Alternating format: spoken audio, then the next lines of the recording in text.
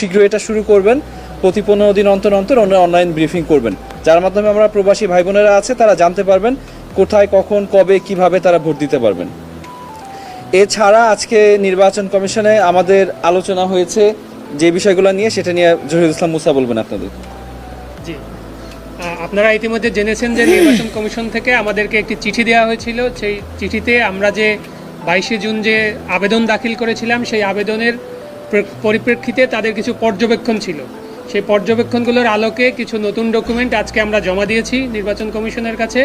আমরা আশা করি যে নির্বাচন কমিশন আমাদের যে নিবন্ধন প্রক্রিয়া আছে সেটি পরের ধাপে তারা অগ্রসর হবেন।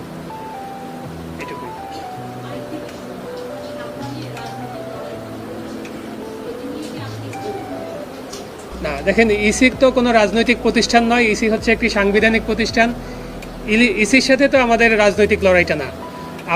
আপনারা জানেন যে আমরা যখন দরখাস্ত দিয়েছি, আমরা শাপলাকেই আমাদের প্রতীক হিসাবে চাওয়ার জন্য দরখাস্ত দিয়েছি। এবং আপনারা জানেন প্রতীকটা বরাদ্দ হয় যখন নির্বাচন কমিশন নিবন্ধন সার্টিফিকেটটা দেয়। যেহেতু নিবন্ধন সার্টিফিকেট আমরা এখনও পাইনি, তো সেই প্রতীকটা নিয়ে আমরা এখন তো কথা বলতে পারছি না। বিধিমালায় তফসিলে নাই। জি, এটা আমরা এর আগেও বলেছিলাম যে বিধিমালা যে কোনো পর্যায়েই সংশোধনযোগ্য, এবং এটা সংশোধনের জন্য আইন বা অধ্যাদেশেরও দরকার হয় না। এটা নির্বাচন কমিশন চাইলেই এটি সংশোধন করতে পারে।